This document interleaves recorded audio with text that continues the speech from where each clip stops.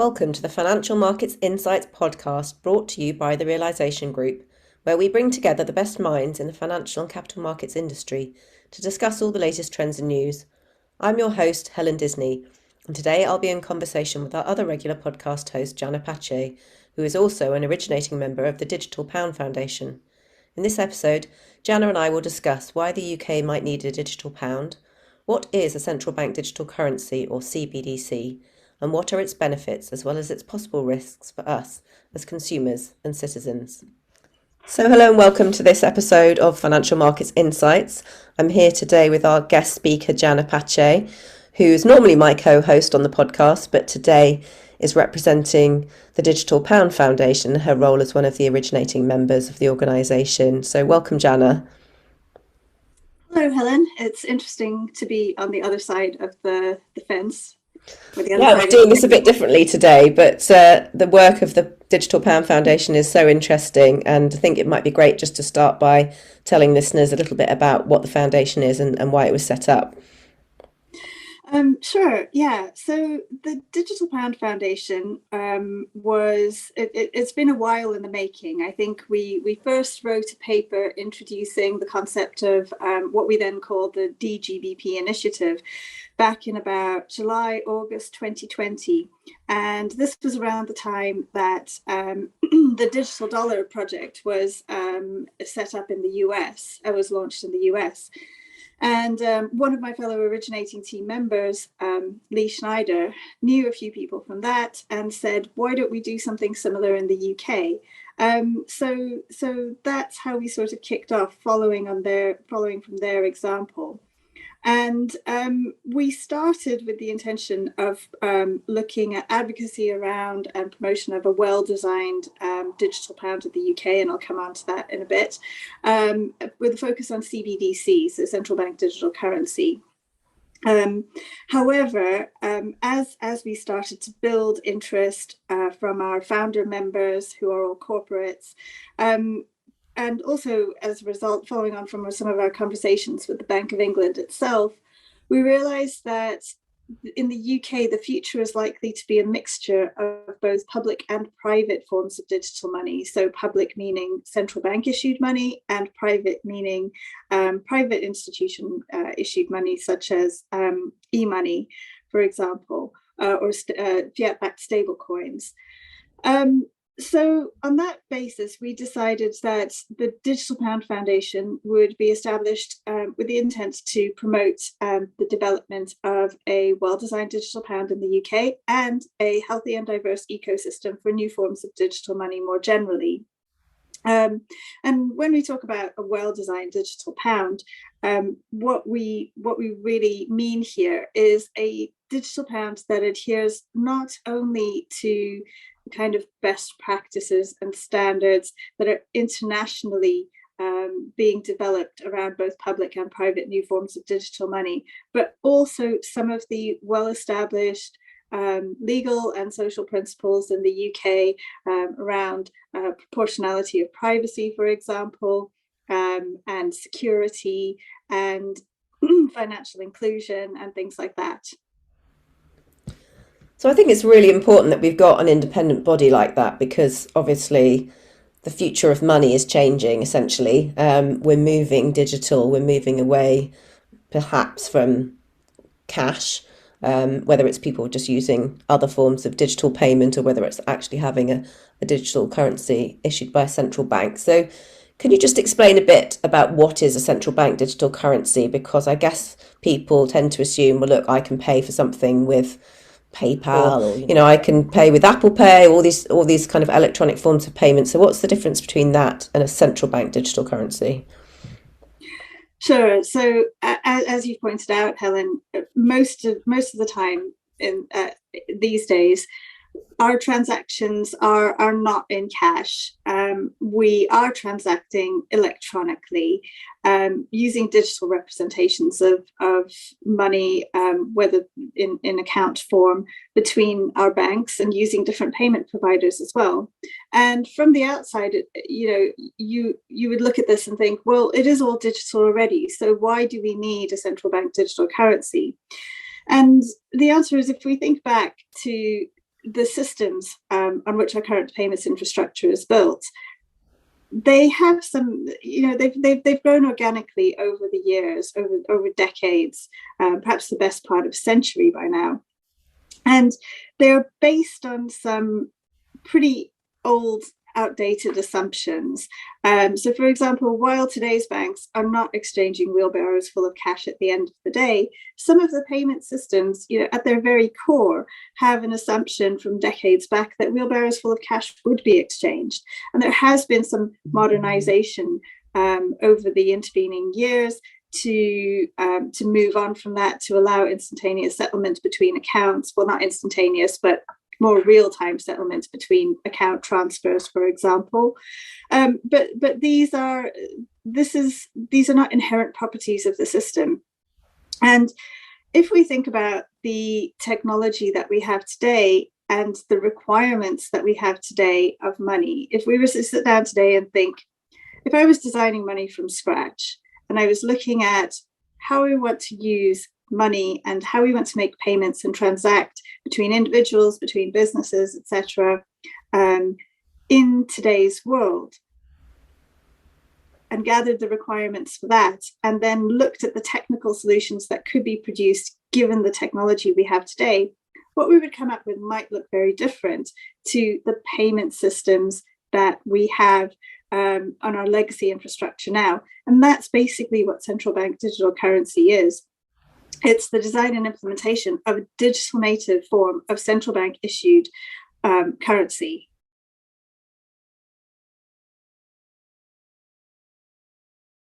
Well and good, but it sounds like it's really about the Bank of England modernising and the other commercial banks that work with the Bank of England, moving into the 21st century. So does it really just affect those people already involved in the financial system, or should we care about it as citizens? Does it actually have an impact on me as an individual living in the UK? That's a really interesting question, Helen. And I think if we constrain ourselves to considering the benefits case for central bank digital currency just in the context of modernizing the domestic payment system in the UK, then it does actually become more difficult potentially to make a case for why we should be looking into this now. However, there are broader benefits, and I think it helps to look back at where all the interest in central bank digital currency came from originally. So it was really Facebook, as it was then, their announcement of what was then Libra, their proposed proprietary stablecoin, that back in June 2018, or was it 2019? Time is blurring with COVID, 2019, that catalyzed the central bank's interest in central bank digital currency. And one of the reasons for this was the potential impact of a private provider the size of Facebook, or Meta as it now is, having access to a user base that numbers in the billions, and having all of them able to transact in this private form of digital money. And so central banks have looked at the potential for introducing new forms of digital money, both stablecoins and CBDC, traditionally not only in the context of the modernization of payment systems, but also in terms of the wider social and economic impacts that could arise from their introduction, as well as their potential as a platform for innovation more widely. And at the Digital Pound Foundation, this is one of the areas that we really try to promote, the potential of CBDC as a platform for innovation in the future. And if you, for example, take it in combination with other emerging technologies, such as the Internet of Things, artificial intelligence and machine learning, distributed ledger technology, we can have applications in the future that may not be foreseeable today. Much as, to give an analogy that Sir John Cunliffe of the Bank of England has given in the past, at the time that the first iPhone was produced, no one could really have foreseen the potential impact of it that we've seen across society today. So I guess it's like a platform in a way, isn't it? And that platform could go in a number of different directions. I suppose the confusing part for the individual is, what is the difference really between all these different types of money? So we've talked about a central bank digital currency. We've talked about Meta or Facebook having its own coin, which would sort of essentially make them bigger than governments. They could issue their own money. And they've obviously got, as you said, a huge user base. So there's privacy questions around that, which we'll come back to. And then, there's obviously also cryptocurrency, which is something different. So can you just explain a bit about what is a stable coin? Because you mentioned Libra, which has now been given the different name DM, and it's a stable coin. So what's the difference between that and a cryptocurrency and a digital pound? Sure. So I think there were sort of two things that you referred to, and I'd like to come back to the first later on, which is, from the individual's perspective, should I care and do I care? But first to go through the differences between a cryptocurrency, a stable coin, and a central bank digital currency. So a cryptocurrency like Bitcoin, for example, is typically, and not always, so don't take this as the definitive description of it, it's basically a form of currency which is not linked to the value of anything else, which is basically an emergent property of a blockchain or distributed ledger, and enables the functioning of that blockchain or distributed ledger. And its value is derived purely from supply and demand. So where buyers and sellers see its value being residing. A stable coin, on the other hand, can be built on a blockchain or DLT technology, but it is not native to a blockchain in the same way that a cryptocurrency is. And a stable coin is basically something that derives its value from the value of something else. Now, that could be actually asset-backed. So, for example, the stablecoin issuer could be holding a pound, for example, for every pound-denominated stablecoin that it issues. Or it could be algorithmically derived in various ways. It could be synthetically pegged to something, or there's various other ways in which stable coins can operate. Now, when we talk about new forms of digital money, we refer specifically to those stable coins that derive their value from an underlying fiat currency, so a government issued currency. And typically we would also expect, and this is in line with regulatory developments worldwide, that it should be largely backed by that currency. And then finally, central bank digital currency. So while stable coins are all very well and good, they are issued by private issuers. So these are private companies, and therefore the holder of a stable coin is exposed to counterparty risk. And that's the risk that the issuer might go down, in which case the holder of the stable coin could be holding something that's worthless. And yes, there's regulation that can be implemented such that the holder of the stable coin is guaranteed to have some ability to recover the funds and things like that. But a central bank digital currency, on the other hand, eliminates that counterparty risk altogether by having central bank issued digital native currency. And some people have compared retail CBDC as more akin to cash. So basically, it from a use case perspective and an application perspective, it could make more sense to think about it as a digital cash that allows the same functionality as cash today, but with more as well, given that it's digital native. Can I go back to what you said, what you mentioned earlier about the user experience? Absolutely, yeah, because I think now that we've sort of sorted out, what's the differences between these different types of digital money, one thing that people are really interested in is what will it be like for me as an individual if we had a digital pound? How would it affect my daily life? Sure.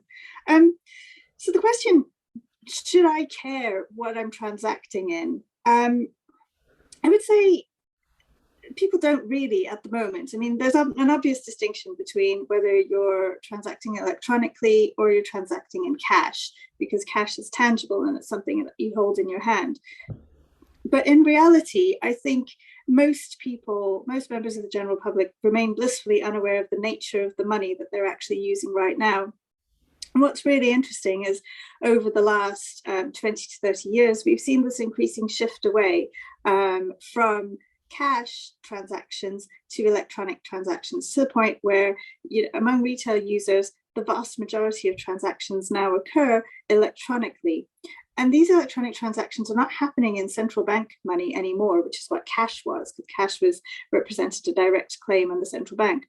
They're happening in commercial bank money, which represents a claim on the commercial bank, not the central bank. And yes, it may be underwritten by the Financial Services Compensation Scheme up to a certain amount, but it is also a private form of money, in the same way that stablecoins are a private form of money as well. Now, day to day, do I think about this when I'm doing bank transfer, when I'm taking money out and using cash? Do I think about the nature of it? No, I don't. I use what's most effective for the transaction in which I'm engaging at the time. And that, I think, is how different forms of money should be in the future. We use what's fit for purpose at the time, but we don't necessarily have to think a lot about the underlying nature of it, either because it's central bank digital currency or because it's commercial bank money exchanged electronically as it is today with all the regulatory protections in place behind it, or because it's a stable coin or a private new form of digital money, again, appropriately protected by regulatory requirements and things like that. So I don't think that in an ideal scenario, an individual should be thinking too deeply about what they're transacting with. They should be able to have the certainty that whatever they're transacting with is secure and stable and reliable for them. Yeah, and I guess, this is the interesting thing really, is how this whole concept of digital money has evolved, because in a way, the arrival of Bitcoin back in 2019, though Bitcoin has its volatility and it has its other concerns that people have about it, what it did show is that, there's this ability to actually do things in a more kind of rapid, frictionless way in some respects. And, what's happened now is that obviously both private companies and governments want to emulate that and take advantage of its benefits.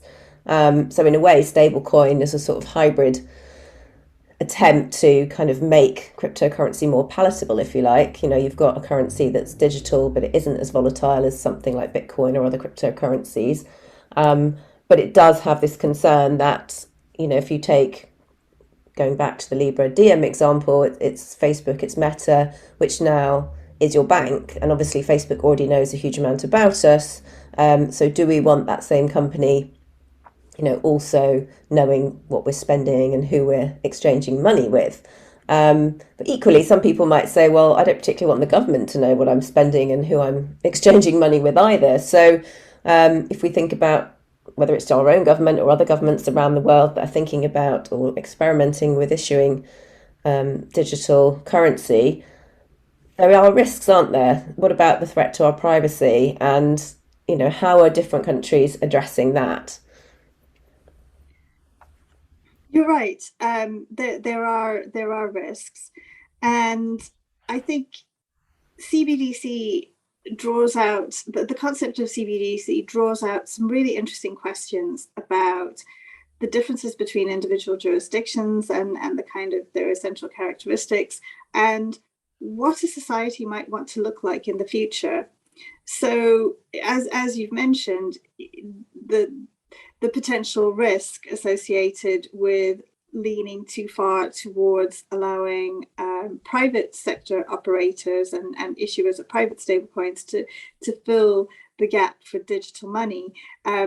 is that some of them could also be large-scale data collectors, and the information that they are able to access and synthesize would be incredibly revealing about most people. And yet, to be quite honest, I think many people, if Diem had, or Libra as it was originally, Diem as it is now, if Diem was introduced as a means of exchange on Facebook's or Meta's platforms, I don't think that the majority of people would really question the nature of it. I think it would be the ease of use that primarily incentivized them to use it.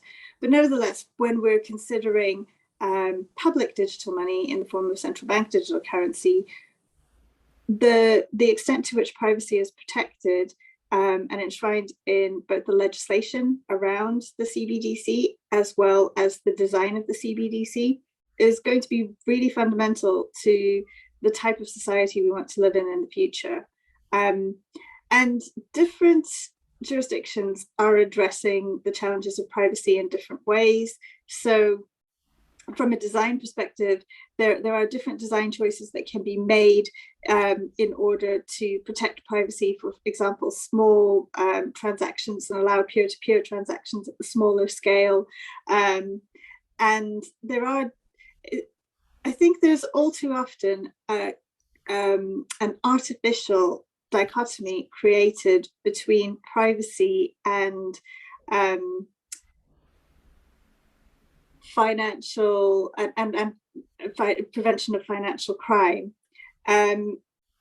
These two things do not have to exist in opposition. There are design choices that can be made that both allow for prevention and detection of financial crime, whilst also providing sufficient privacy protections for individuals when transacting with each other. I mean, it's come a long way, hasn't it, from, Bitcoin, which was money without government, supposedly, that we'd transact with each other peer to peer and there wouldn't need to be a middleman, to now suddenly the government's issuing digital currency. And I guess, from a libertarian perspective, people just throw their hands up and say, well, I don't want the government in my digital wallet knowing everything that I do, and potentially maybe using this as a way to collect, taxes off me that I don't want to pay, or, just knowing so much about me. What are the kind of counter arguments to that? I mean, you've said it can be designed in a way that protects privacy. What's the benefits? I mean, is it that governments are able to issue, welfare benefits more effectively? Because we know the welfare system is a very blunt instrument, and often payments get delayed, and people who desperately need the money don't get it in good time. So, what would be the sort of counter arguments to the concern about privacy? So, central bank digital currency can bring with it a whole host of benefits, and I think another key thing to bear in mind is that, as I said at the beginning of this, the UK is probably going to exist on a spectrum of private and public new forms of digital money. And it may not be that central bank digital currency is the solution to all of the use cases and potential applications for digital money. Different stablecoins might fulfill different roles, for example, offer different levels of programmability, which is one of the key potential benefits of new forms of digital money. CBDC might not be all things to all people, but if a CBDC was to be implemented, it could be designed in such a way that it supported a degree of programmability, either restricted to certain types of user or programming entity, or made more broadly available to businesses as well, for example. And this could be used in a range of different ways for better allocation of benefits, to more effectively distribute helicopter payments, as you mentioned, for better policy delivery in a number of sectors. And, tax collection, although not everyone's favorite use case, more effective and efficient tax collection at the point of transaction, for example, could actually reduce the overhead for many people reduce the overall tax burden, and tax collection is actually an important part of a citizen's relationship with the country that they live in. Yes, there are libertarians who would like to live in a world where that wasn't the case, but looking realistically at it, by having by introducing CBDC that did have certain characteristics, we may be able to deal with many of the current issues today, not only with respect to taxation for individuals, but for corporates as well. So, there's a lot of focus on corporations not paying their due shares and things like that. And there's the potential to address and remediate some of these things as well. But there's also wider potential usages too. So, for example, there's the potential ability to combine CBDC with other technologies, as I mentioned, to enable to enable the Internet of Things to further develop, and more of a fractionalized payment system.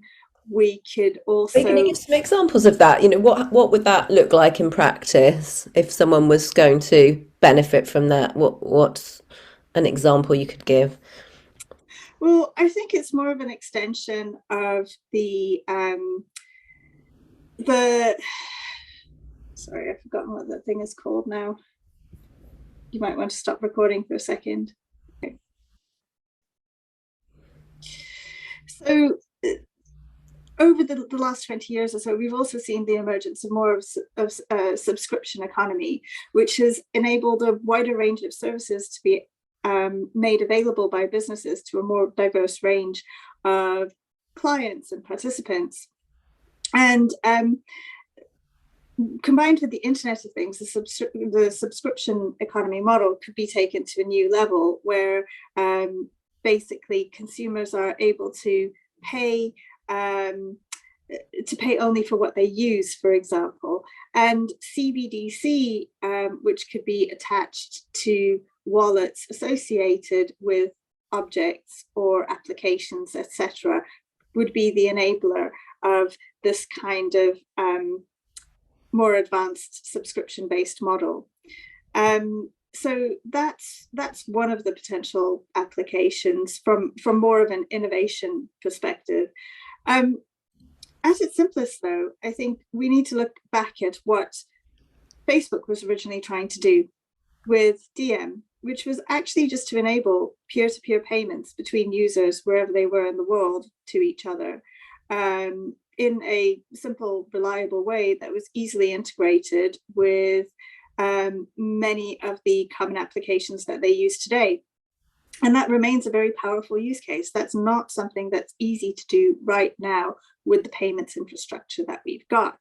Yet it doesn't reflect, that current payments infrastructure doesn't really reflect the way that in a global economy and global society, people do transact with each other, or how they do need to exchange value, which is currently very fragmented. So the creation of CBDC could also enable the provision of more integrated and accessible services in that way as well. So is that things like sort of payments across borders? Because I'm thinking if other countries have digital currencies, how does that work? How would I, say I'm traveling to France and I've got my digital pounds, how can I then get some, digital euros and interact with the currency in another country? So I think it's important to recognize that no country at present has thought of extending its retail CBDC beyond its borders, and cross-border payments and the sort of FX side of things probably does get more into the wholesale use cases. So the use cases between financial institutions, for example. I think, however, when it's taken in combination with other advances in digital money, such as private stable coins and private operators, those could potentially provide the rails by which that sort of interoperability could be achieved between wallets in one digital currency and wallets in another, for example. That's really, really interesting. And I think there's obviously been some scepticism, not just from the kind of public debate, but from policymakers around a digital pound, including, I think, the House of Lords bringing out a report this week, which was somewhat more sceptical about it. So, what do you see as the current prospects for digital pound in terms of if it's going to happen, how long it's going to take to happen, and what do you think will happen over the rest of this year in terms of how it's going to move forward in the UK?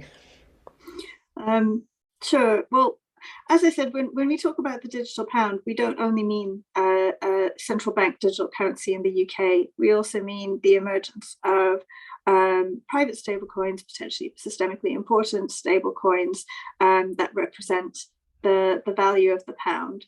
And with respect to the latter, I think that is something that will happen regardless of what happens in the public sector. So HMT, for example, consulted last year on its the regulation of crypto assets and stablecoins, clearly anticipating that this would be a growth area in the UK going forwards. And I think that from a central bank digital currency perspective, while the House of Lords report was not overwhelmingly supportive, shall we say, it's also important to bear in mind its context from a policy perspective. So last year, for example, the Chancellor announced the creation of the joint HMT Bank of England task force to look into the development of a central bank digital currency in the UK. And the House of Lords Economic Affairs Committee report actually took the form of a series of questions that it posed based on the evidence that it had heard for that task force to answer. Now, the task force is not actually under any obligation to answer those questions, but actually, if we look in more detail, we see that the task force is addressing many of those questions, as are the Bank of England engagement and technology forums, and as have the Bank of England's recent discussion papers on both retail CBDC and new forms of digital money over the past couple of years. So I think that from a private sector perspective, the UK will likely move forward, keeping a pace with the rest of the world. Whereas from a public sector perspective, this is more politically motivated, and we and the rate at which we progress is going to largely depend on political sentiment. Well, it'll be really, really interesting to see the output from the Digital Pound Foundation. I know you're going to be debating a lot of these issues in some upcoming webinars and blogs and other pieces of work. So thank you very much for coming on and explaining this quite complicated landscape to us, Jannah. I think it'll be eye-opening for people to just understand, first of all, as you say, what the differences are between these different forms of money, and then also some of the implications they might have on us. So we're looking forward to continuing this discussion, and I'm sure we'll be having you back to talk about more developments on this over the coming months. But for now, thank you very much for being with us on this episode, and we look forward to hearing you back as host on the next session of Financial Markets Insights podcast. Thank you very much, Helen, and I look forward to it too. Thanks to all our listeners for joining us. You've been listening to the monthly Financial Markets Insights podcast, hosted by me, Helen Disney. Subscribe to the podcast to stay informed of all our future shows, or you can sign up for our newsletter to get all the latest updates from the Realisation Group at therealisationgroup.com. That's the Realisation, REALIZATION group.com. See you next time for more Financial Markets Insights.